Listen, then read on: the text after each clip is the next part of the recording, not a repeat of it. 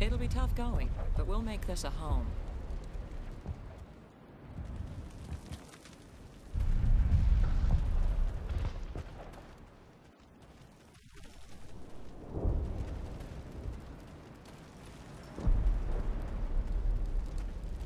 Oh, thanks again. That data will be very valuable once I get out.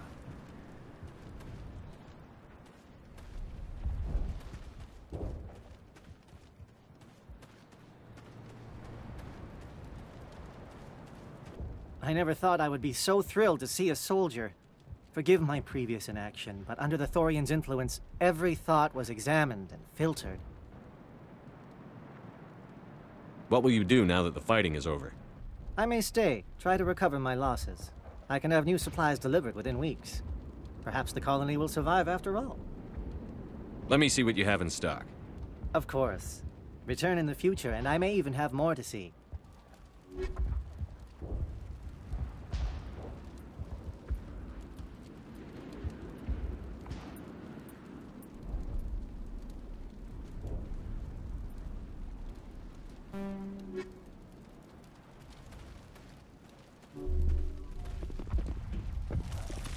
Thank you for everything you did.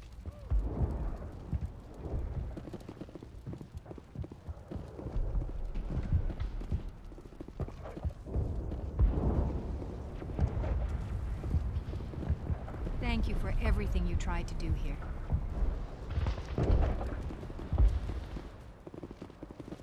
Free. I can't believe I'm free.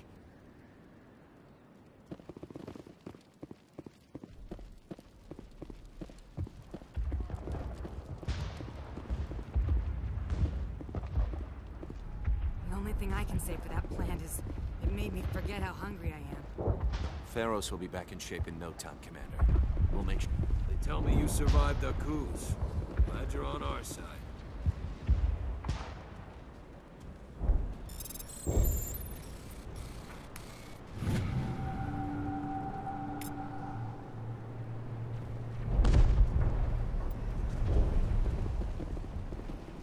Thanks, Commander. It's great. I have my own thoughts again. Thank you, Commander.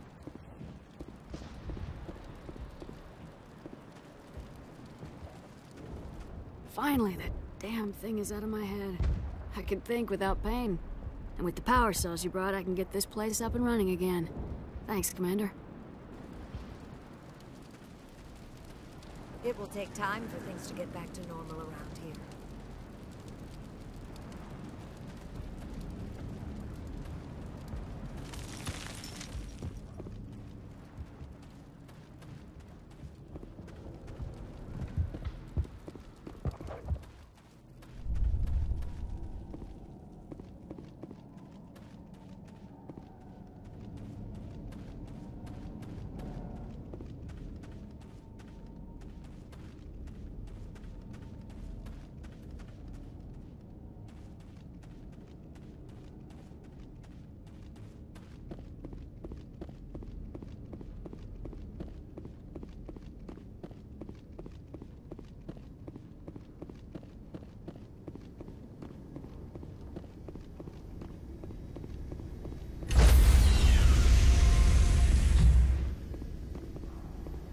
Stand by, shore party. Decontamination in progress.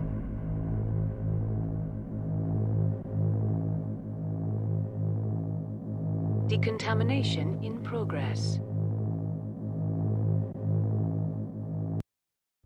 Commander, you look pale. Are you suffering any ill effects from the cipher? The cipher shook me up a bit. I might be able to help you. I am an expert on the Protheans. If I join my consciousness to yours, maybe we can make some sense of it. Do it. Hurry. We don't have much time.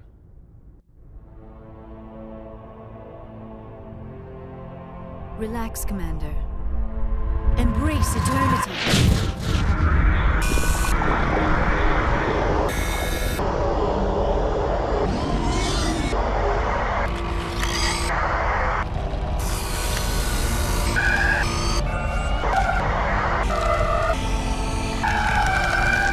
That was incredible.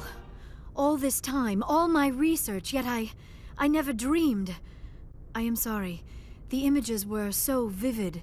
I never imagined the experience would be so intense. You are remarkably strong-willed, Commander. What you have been through, what you have seen, would have destroyed a lesser mind. Come on, get to the point. What did you see? The beacon on Eden Prime must have been badly damaged. Large parts of the vision are missing. The data transferred into the Commander's mind is incomplete. You sure you didn't come across any kind of clue or hint? Something we might have missed? Everything I saw, you already know. You were right about the Reapers. The Protheans were destroyed by a race of sentient machines. I think it is obvious there is a connection between the Reapers, the Prothean extinction, and the Conduit, but I did not see anything that would help us find it. What's our next move? I was able to interpret the data relayed through your vision, what was there at least, but something was missing. Saren must have the missing information. Maybe he found another beacon. If we can find the missing data from your vision, I can... Oh.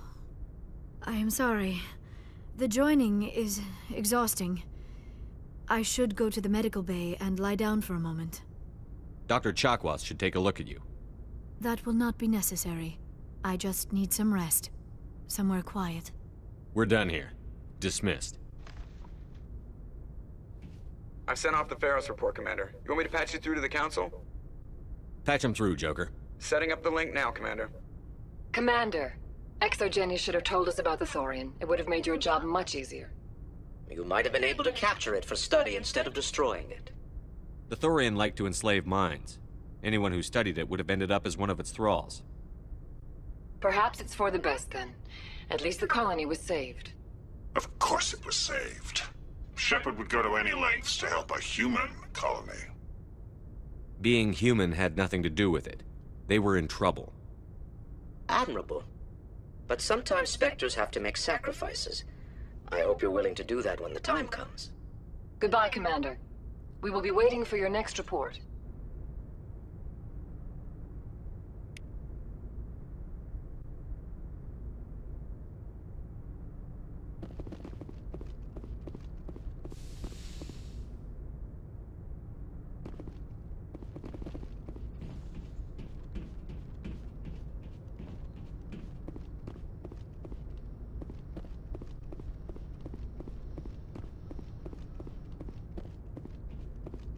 Hey, Commander, next time we touch down, let's try not to park the ship in a colony of mutant zombies. Just thinking out loud here. I have to go. All right, see you.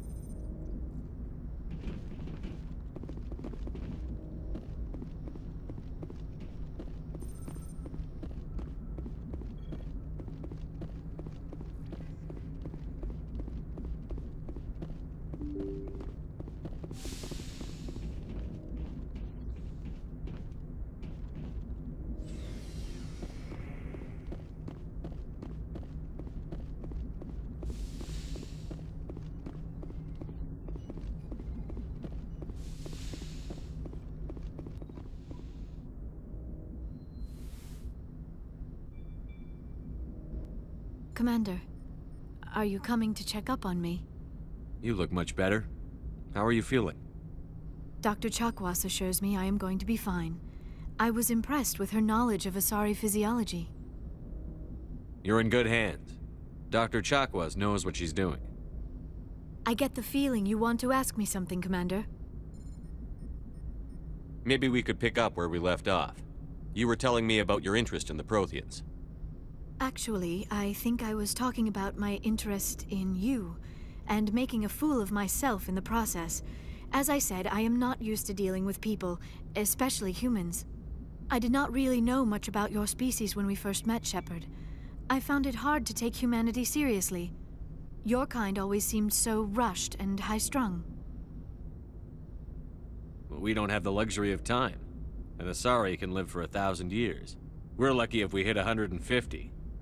That is true. At first I thought that was a weakness of your species. After spending time with you and your crew, however, I think it may actually be an advantage. You humans are creatures of action. You pursue your goals with an almost indomitable determination. It is an admirable trait, but also an intimidating one.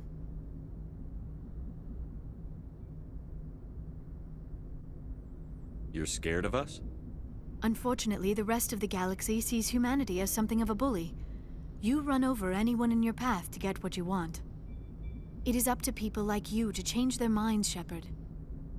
I'm doing the best I can, Liara. There is a reason the Council chose you to become a Spectre. They saw something special in you. The best of what humanity has to offer. I looked into your history. I know what happened on Akuz. The fact that you survived shows a remarkable strength. You didn't need to go behind my back. I would have told you whatever you wanted to know. I apologize, Commander. After our last conversation, I was afraid I would say something stupid again. I wanted to know more about you. To understand what made you into the man you are. There is something compelling about you, Shepard. Are you sure you're interested in me? Or is it my visions of the Protheans? I admit, your connection to the Protheans had something to do with my initial interest, but it has grown beyond that. You intrigue me, Shepard, but I was not sure if it was appropriate to act on my feelings. I thought there might already be a relationship between you and Chief Williams.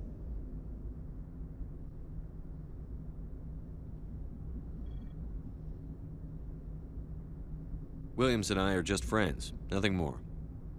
My mistake, then. I am not as adept at understanding human relationships as I thought. But what about us, Shepard? Is there a mutual attraction, or was I wrong about that too? I'm not interested in you in that way, Liara. This is very embarrassing for me, Commander. Please, let's talk about something else. Do you know why Benezia joined up with Saren? I don't understand it. She was always outspoken about the need for the Asari to become more involved in shaping galactic events.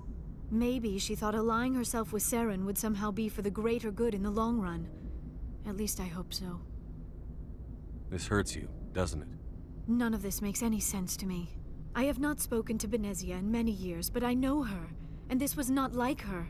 Something changed. I'd like to know more about the Asari. We were the first species to discover the Citadel. We were instrumental in forming the Council, and we always strive to be the voice of peaceful cooperation in galactic disputes. My people believe we are all part of a single galactic community. Each species contributes something to the greater whole. Although we seek to understand other species, it seems few of them seek to understand us.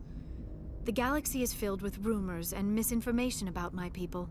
Like what? Most of the inaccuracies are centered around our mating rituals. My species is monogendered. Male and female have no real meaning for us. We still require a partner to reproduce. This second parent, however, may be of any species and any gender. I don't understand. Your species can mate with anyone? Mating is not quite the proper term, not as you understand it. Physical contact may or may not be involved, but it is not an essential element of the union. The true connection is mental. Our physiology allows us to meld with other beings. We can touch the very depths of their minds. We explore the genetic memory of their species. We share the most basic elements of their individual and racial identities. We then pass these traits on to our daughters. It is how we learn to grow as a species and how we develop a greater understanding of other races. What happens to your partner after the union? Every relationship is different. Some unions are a single encounter with both parents parting ways afterwards. Others can be more long-term. Sometimes an Asari and her partner will stay together for many decades. Do you know who Matriarch Benezia chose as her partner? She rarely spoke of her partner. Though I know my father, if you want to use that term, was another Asari. Benezia never told you her partner's name? Union with our own kind is no longer common, not for the purposes of reproduction. Most Asari believe it weakens our species. Asari daughters inherit racial traits from the father species. If both parents are Asari, then nothing has been gained, or so conventional wisdom would hold. I am what is sometimes called a pureblood, though no Asari would ever be cruel enough to say the word to my face. It is a great insult among my people. It is possible Benezia's partner was embarrassed by their union. She may have been too ashamed to publicly acknowledge me as her offspring. Maybe she wanted to meet you, but couldn't. Something could have happened to her. Maybe she passed away. You might be right. I hope you are. But I have no way to know for sure. Benezia never spoke of her partner. Whatever happened, it caused her too much pain to dwell on it. She raised me by herself, though that is not uncommon. Many Asari raise their children alone, particularly if the father species is short-lived. Often the partner will pass on long before the child reaches maturity. I should go. Goodbye, Commander. Yes, Commander? Is there something you need? I should go. Goodbye, Commander.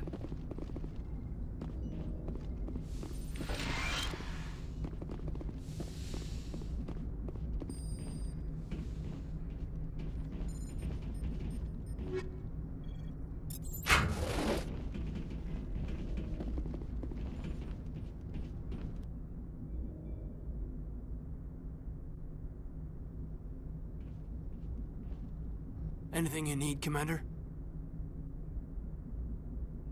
Just trying to get a sense of where the crew's at. Thoughts? Is this an official evaluation, Commander? Or off the record? Alenko, when it's just you and me, you can consider it off the record. That's a generous attitude. Okay. I think there's something wrong with all this. This Saren is trading people to aliens for some kind of lost knowledge. But we can't get backup from the Council? Sorry, Commander. There's writing on the wall here, but someone isn't reading it. The Council doesn't want to believe anything's wrong. I'd call it human nature, but... I hear you. It just seems like a group that's been around as long as the Council should see this coming. Sorry if I got too informal. Protocol wasn't a big focus back in Bot. Tell me about it. Biotic acclimation and temperance didn't last past the airlock. To the kids they hauled in, it was brain camp. Sorry, hauled in is unkind. We were encouraged to commit to an evaluation of our abilities so an understanding of biotics could be compiled. There are worse results of accidental exposure to Element Zero in the womb. Beats the brain tumors some kids grew up with. Is there some question about how you were exposed?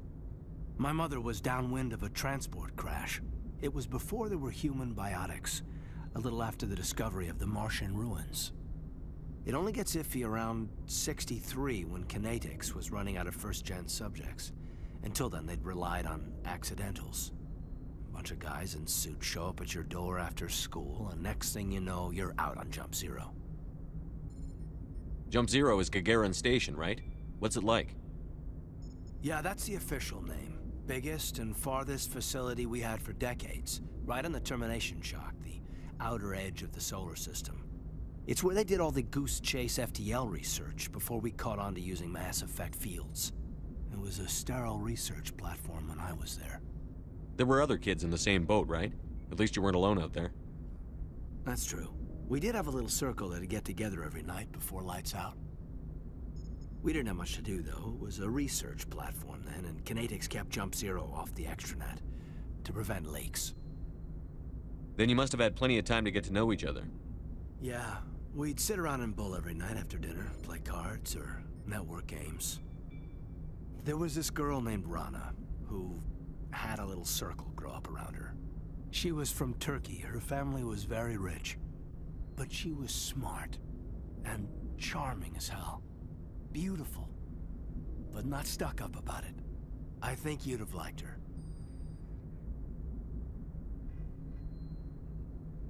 Jump Zero's a long way from home. What was it like? The grand gateway to humanity looks a lot better in the vids. But that's my own baggage, Commander. No bearing on this. It's a big galaxy, Lieutenant. Who knows what will come in handy? If you say so, sir. Besides, I've got my past squared away.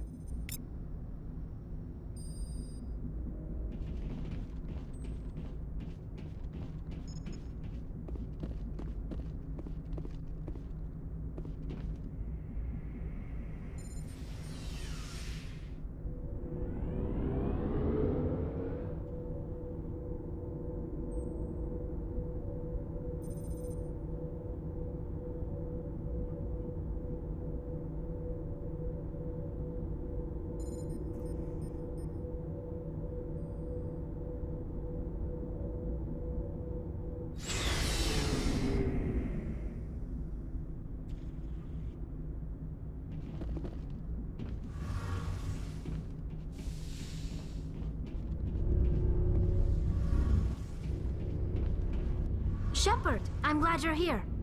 Good to see you smiling again, so to speak. I'm sleeping much better now. I guess I'm getting used to how quiet your ship is. I still think a lot about my pilgrimage, though. I know Steren's our top priority, but with all the worlds we go to, I was hoping to find something to bring back to the flotilla. We've still got a long way to go.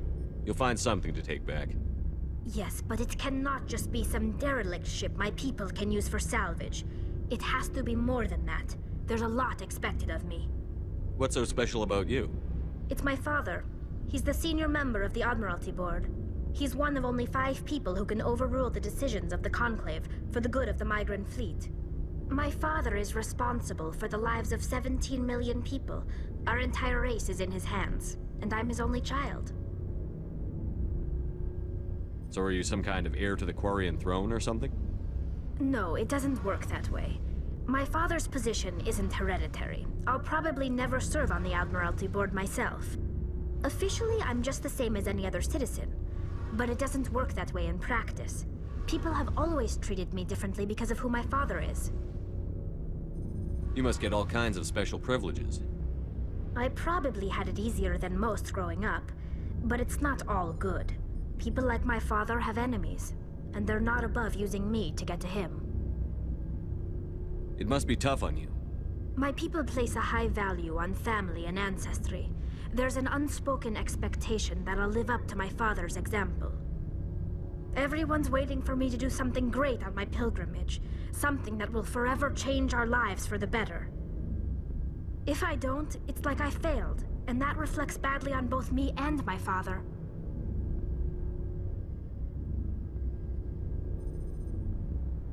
The work you're doing here is more important than anything any Quarian has ever done before.